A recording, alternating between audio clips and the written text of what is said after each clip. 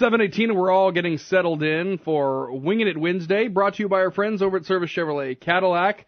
We're going to tell you all about the great deals and incentives they have going on right there. But, it's kind of like I'm out of the game now, Bernie. What do you Because mean? I used to always read about what was going on over there and say, I'm going to get that car. I'm going to go look. Well, now I got the car. So now I just have to go to the wash. It has been done, baby. And guess what? If you haven't talk been to the about wash the car. yet. Talk about the car. Make us jealous. If you haven't gone over to the wash, it's a perfect excuse to go peruse the dealership. Yeah.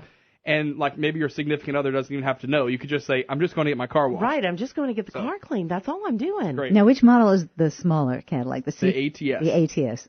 I've 40, seen more of that's what those. you guys gave away with Home for the Holidays. Right, I've seen more of those all over town. I mean, there's a really catching on. I'm in love. I got to sit in the front seat the other day. He actually let me sit in the front seat. He let me ride in I even let her wear caddy. her shoes in the car. Yes, yes. Oh, don't tell me. You're that anal about your car. Oh, he's Well, I don't crazy. blame you. It's a gorgeous car. So it is a special Wingin' It Wednesday. Warren Cottle called in today, unavailable. Or something better to do, apparently. So we do have and with Jaci Warren, we Russo never in his know place. what that is. We never know. It could be bull riding. Well, it makes Jackie. it special that Warren's not here, that I am. I'm not sure which way. It's a combination. But I don't like you here on this day only because it makes me feel like it's Monday. And, we restart the whole thing.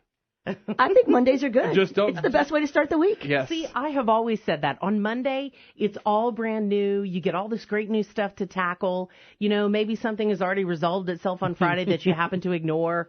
Monday is the best day of the work week. But then Wednesday, as you can see on the horizon, glorious Friday is in sight. Okay, Bernie. So it is day 3 of the Donald J. Trump administration. We've already have some tweets today. That a huge investigation is going to be launched into the illegal votes. We hear this keeps coming up in several different meetings, and even the correspondents we've talked to so far today says, great, if this indeed happened, it will be in a huge situation and a huge issue. It needs to be investigated. Carol, we've gotten a lot accomplished in 3 days. I mean, a lot has been signed in 3 days. Well, I'll get on to the illegal voting in a minute. But, really, what, those first 3 days? Well, let's just take a little rundown here. One ill-conceived trade deal bounced. 2 pipelines back on track. Multiple union leaders brought into the White House. Now, that's got to be scaring the pants off the Democrats. Dozens of senators. What hypocrites. Did you see that grilling of Tom Price? What a bunch of hypocrites. They never looked at that 2,100 page or however many pages it was bill that was passed that actually did cause people to lose their health insurance, and they want him to guarantee that under this new rule they won't. What a joke. Hundreds of Obamacare mandates on hold, and that's a great way to go. Why? Because the law left these huge loopholes where executive action could fill in all the regulations, and that's what Trump did right off the bat, just shut down some of those regulations. Thousands of job-killing regulations reined in, hundreds of thousands of women. So sad to see them totally melting down before a single piece of legislation that really affected their lives took effect. It really, really so sad. And finally, I just heard it. I heard it all across the country. One giant, huge sigh of relief by millions of middle-class Americans who were tired of what was happening to them, to their families, to their incomes. They finally feel that they have someone in the White House looking out for them, and that's priceless. Jaci, 3 days in, really 5, because it was a working weekend. It was, We indeed. know it was. Where are we now? I think that what we're seeing is the media treating President Trump considerably different than President Obama was ever treated. This is back to the Bush days, where they painted him as an idiot every chance they got. They went out of their way to make him look dumb. I guarantee you, if somebody followed me around with a camera and a recorder all day, I would look like a babbling idiot. No doubt about it. Mm-hmm. And so I think that they've done exactly that with him. I mean, we're 3 or 5 days in, and he's not stood a chance. Nothing's positive. Nothing. So, let's give the guy, I don't know, maybe 3 weeks before we start really cutting his legs out from underneath him. What about Sean Spicer? Obviously a little bit of a change with that. Well, I think it's a challenge to be in that position, period. I think that's a tough job to have. I think that everybody needs to get their sea legs. I do think that if I was his media advisor and we were doing some message training together, I would have guided him to make some different choices over the past few days. But I think he'll figure it out. I think that I thought the conference yesterday, he did a better job of keeping the press at bay. He had command of the room a little bit better. And yet the media still is finding ways to clip pieces to make him look like a babbling idiot. I mean, that's the goal. Well, I don't think Trump needs any help in diverting the attention away from the core issues. He does that very well himself. However, I think it is part of his plan. I mean, if you look at up until now, how he's run his campaign, it's chaos management 101. And he's keeping everybody off balance, and then he comes in and he hones in on the thing that really is important to him. So he's got them looking at the shiny objects over here, voter fraud and all that kind of stuff. And by the way, True the Vote, which really is an expert organization on this and has found a great deal of voter fraud, but in pockets around the country, not countrywide. They found it in certain areas, and so they have promised to do a forensic analysis of this past election. Now, if you want to talk about voter fraud in California, that you might have something going on there, because California has stated they will let undocumented and in our terminology illegals vote in state and local elections. That is their policy, and they have sanctuary cities all over the place. So that's their policy, to let them vote in state and local elections. What is to say that they wouldn't clear them through to vote in a national election? And that's a question that everybody should ask. Do I think it's widespread state by state? No. I think we have a really good election system. And Tom Shedler, as you know, I've praised him many times on this show. He runs a heck of a shop over there. And he was the one who asked Jay Johnson, because he knew that was the camel's nose under the tent. Have you had any indications of widespread voter fraud state by state? And the guy said no. And he said, well, why are you doing this? There's no reason for you to be doing this except to nationalize the elections, which is what their goal is. And once you have that, you will go down the tubes just like nationalizing education did, nationalizing energy policy did, etc. I'm interested in what you guys think, real quick, before we move on to our next topic. Kellyanne Conway, for much of the campaign, she was the face people saw. There were several faces, but she was one. Well, we now know that she has a Secret Service detail, and she says it's because of what the media is doing to her. Does any responsibility lie in how much she's doing media interviews? Well, I mean, she was the face of the campaign for a long time, so she had to be out there. I'll tell you what I would have done. She was a fashion victim on inauguration day. Whoever put her in that damn nutcracker suit, I have no idea. But I would fire them. I would bounce them immediately. All she'd do was make herself another target, a caricature, Kate McKinnon. Like a toy soldier in the Nutcracker. Exactly. She also looked like, I am colonial woman. Well, it was something that Gucci probably had hanging around for years and couldn't get anybody to buy. You could actually buy it. Foisted it off on her. $3,600. More like Goosifer. You couldn't pay me to wear it. Lucifer, Yeah, Lucifer right. and Gucci. Goosifer. All right. I think we'll leave it there. Next topic coming up. I want to dive into both the promise, you kind of hit on it, Carol, that everyone will be insured, that we're sort of hearing. And I thought, kind of bouncing on, what was it, Time's 2013 biggest lie of the year? Everyone can keep your doctors. Where does this stand on that? And then also, kind of where do we move forward? We did hit on it with the immigration fight, but, we live in the state of Louisiana. Voting is something that we have grappled with for quite a long time. Maybe not now, but in our history. There's more Wingin It Wednesday coming up. 7:30. Welcome back to Wingin It Wednesday. Warren's out today. Our special guest today, Jaci Russo, Jaci Russo, doing a Wednesday appearance. One of the biggest Cajun fans. Indeed, I am. Ever. I believe. Yes. Along with me. Yes. Along with me. Absolutely. Did I hear you say something about a Sacred Heart? Because everything has a Sacred Heart connection when you talk to Jaci. Well, we were talking about fashion and some fashion mistakes that happened throughout the inauguration. And so during the break, I was just saying that Mrs. Trump's dress for the ball, which was a Ralph Lauren design, was actually the designer was Academy of the Sacred Heart Grand Coteau alum. Melania? The dress she wore. The cream-colored dress. That was a guy who worked for Carolina Herrera, I believe. Wasn't it the blue one? Because that was the blue one. The blue one Ralph Lauren was the blue one. Then it's the blue one. It's the Ralph Lauren one I'm talking about. The Ralph Lauren, it was the blue one, the daytime, walking down the avenue. Wow, because the white one was a guy with Carolina Herrera, and I think that was also Ivanka's dress, was, I believe, a Carolina Herrera. Right. Wow. But the Ralph Lauren Sacred Heart was actually designed by somebody right here local. That's really cool. How awesome is that? And Monique Rowe, does the work in the penthouse for Ivanka.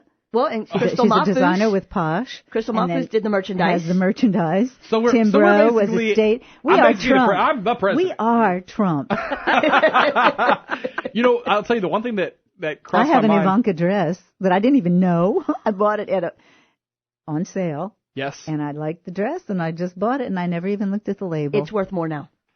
I guarantee you. Oh, absolutely. Oh, well. I'm holding on to it.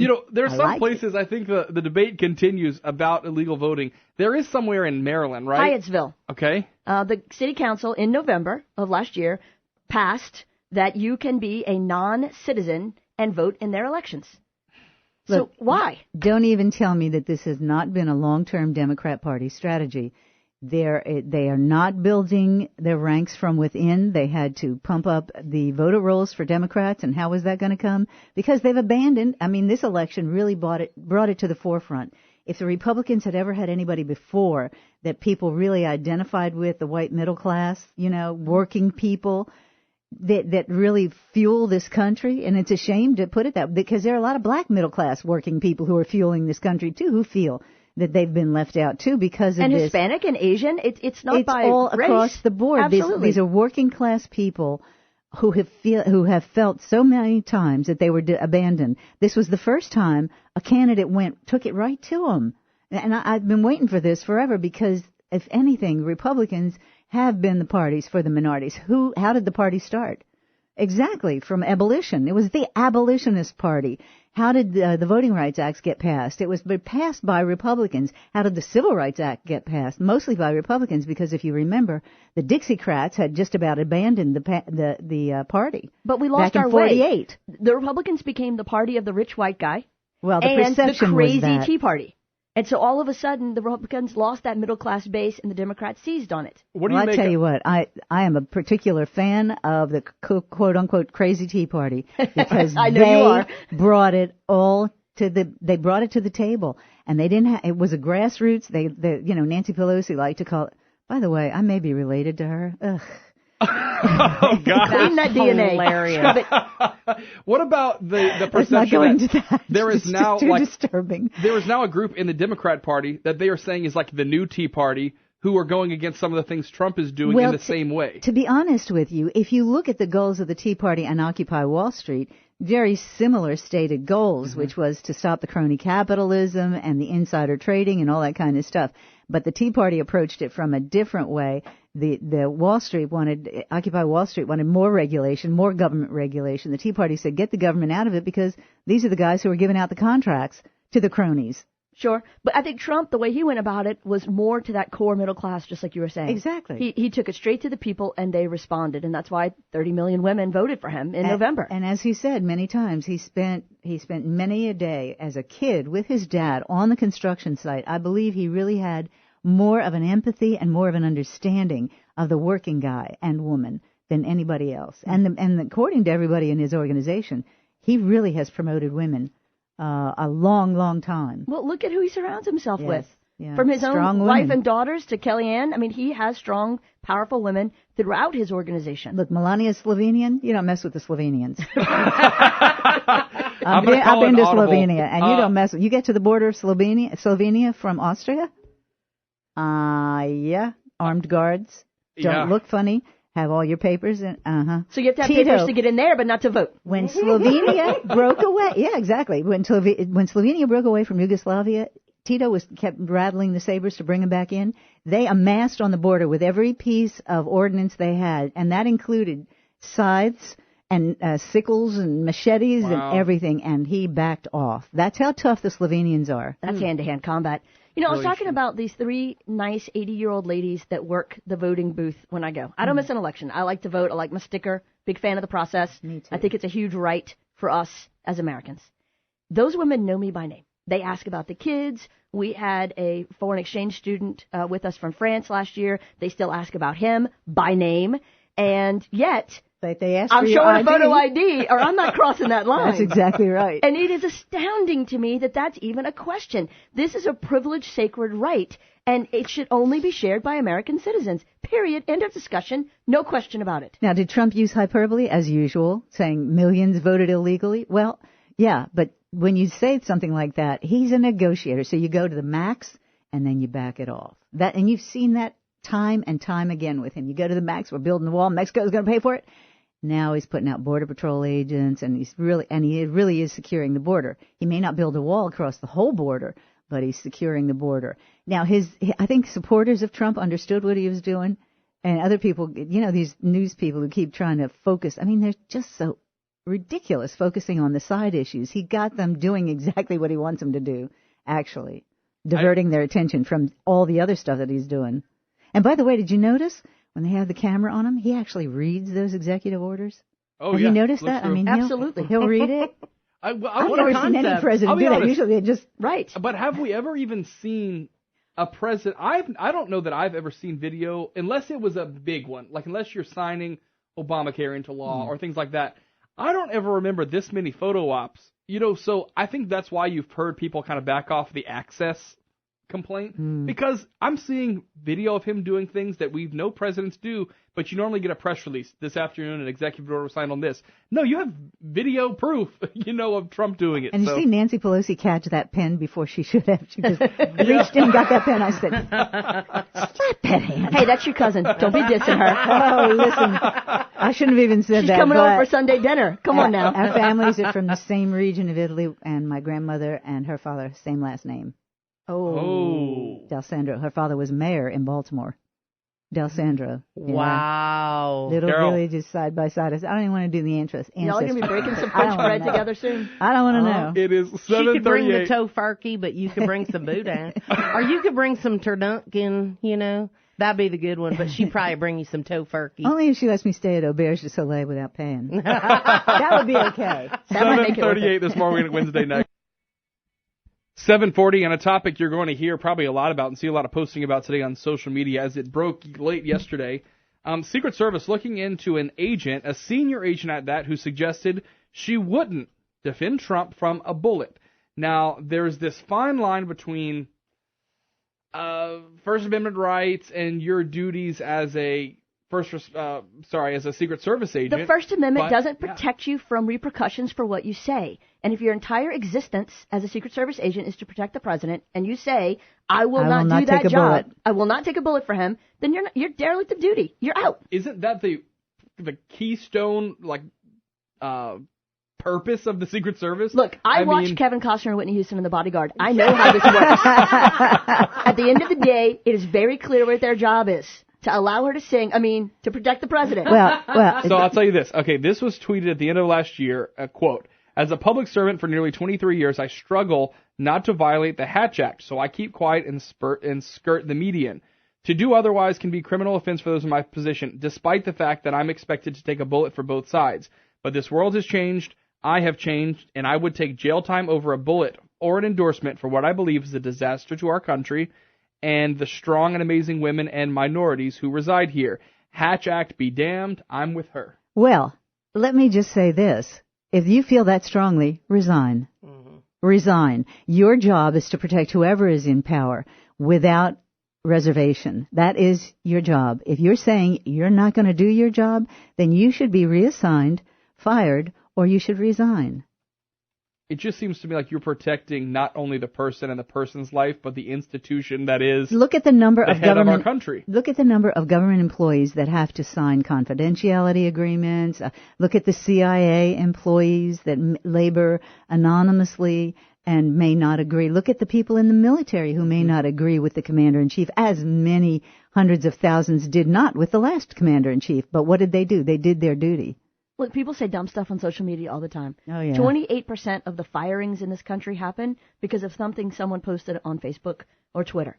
So that's the repercussions of this modern world. Mm-hmm. It's like, what were they thinking? They think they're anonymous. I don't know what it is, Jackie, and I think that is true. That they get in front of that computer screen and they start their screeds.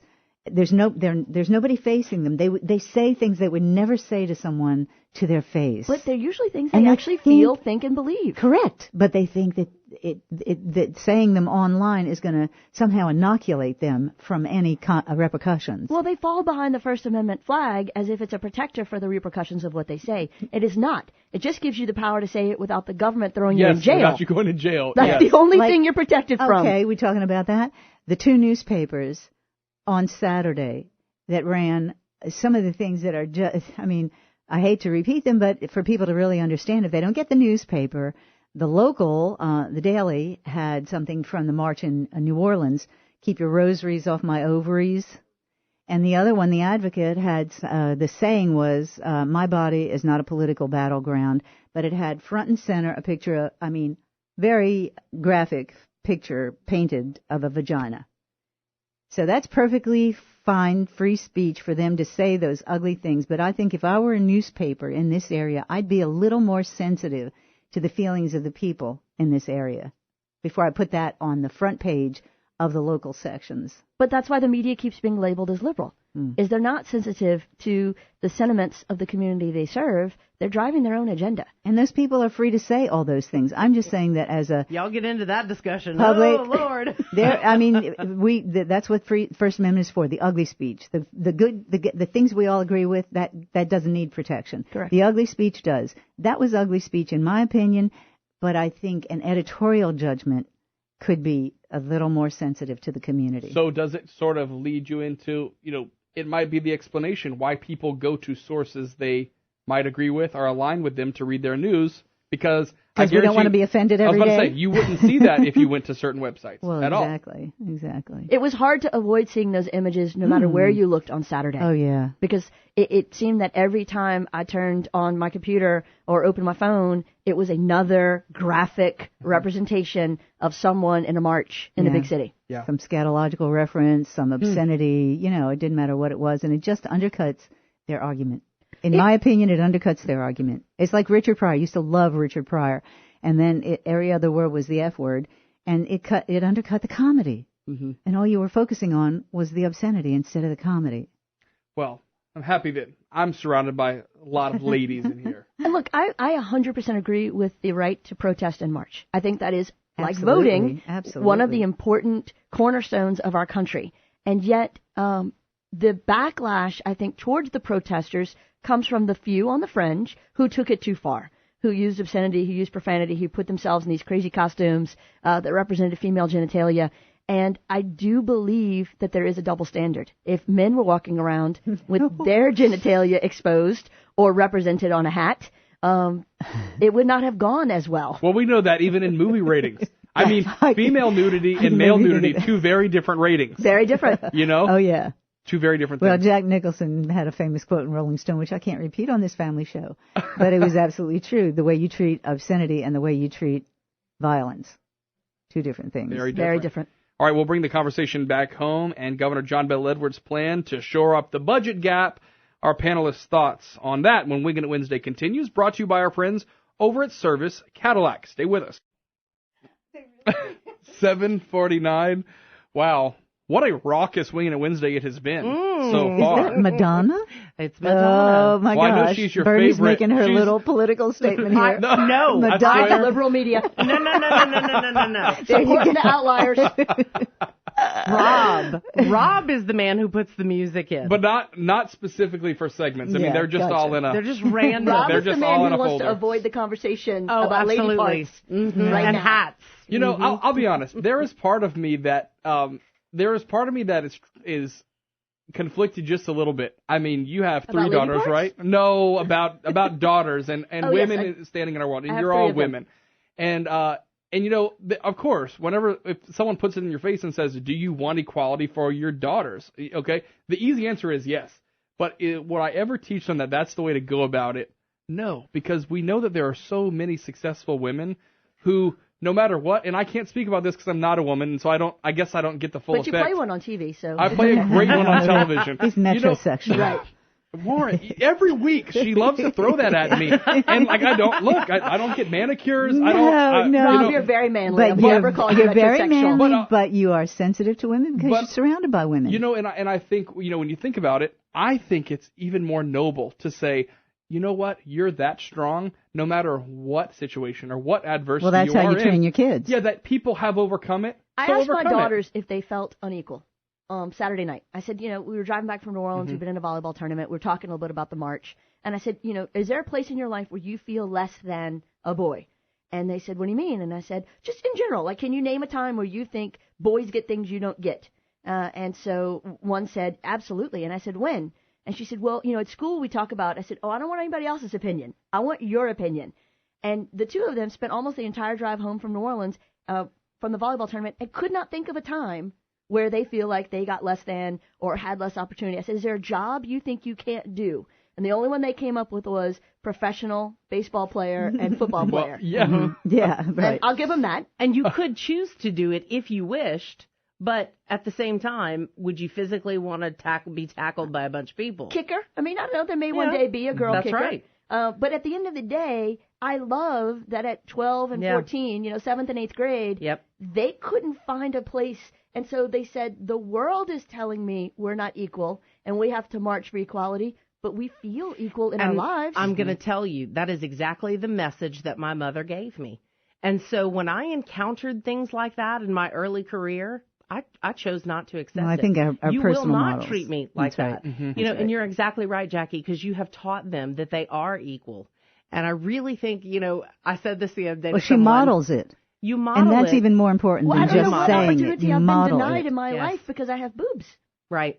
Really, Absolutely. at no point have I ever thought, a guy could have done that and I couldn't. Mm-hmm. Now, I will say I let him change a flat tire for me if they offer. I'm going to be totally honest. Totally fine with that. Every time a hammer needs to come out in my house, right. Screwdriver, whatever, I suddenly get this look on my face. I'm the opposite. But here's the thing. I was when with I my was dad single, all the time, so screwdriver, but whatever. see, when I was single, I did everything I needed to do. Yeah. Every single thing I needed to do because I could. Okay, so we're going to talk about this rainy day fund. Oh. She's like out of the women's zone. She just threw the water on that party. Do you know why? Because there are no women in this room. I think we've all, in each of our generations, we've each had an experience that's somewhat different, but we were women that were in our lives modeled for us. You got to get it done. Mm-hmm. And you can't sit around and wallow and say, this wasn't fair and this wasn't this and this wasn't that. Every time I told that to my mother, she told me to get back up and get back out there. Yeah. Let's talk about getting up and getting back out there. Speaking of unfair. Yeah, speaking of unfair, Governor John Bel Edwards says he has a plan. We don't know details of it yet. How we're going to shore up this budget. It's a secret plan. It is very secret.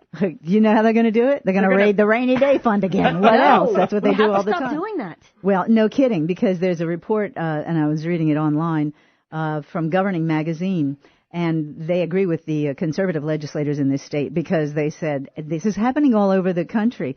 So there are a lot of states that don't even have a rainy day fund, but Louisiana is one of 17 that has not replenished its savings account since the 2009 recession, which was preceded by, we had some record deposits before that, so they felt like, okay, we'll tap into that. All right, that's money fine. From the federal government. But it only goes so far. I mean, in 2009, our fund was $854 million. Right now, $359 million, and they're about to tap into it again to the tune of, I think they said, about $119 million, something like that. The states that have the median, annual expenditures saved is about 4.9%. Louisiana's is, 3.7%. So wow. It's going down. And the point is, how long can you continue to do this stupid thing without really looking at the structural deficits, the structural reasons why? And the reasons are you spend more than you take in. It's real simple. 1 + 1 is 2.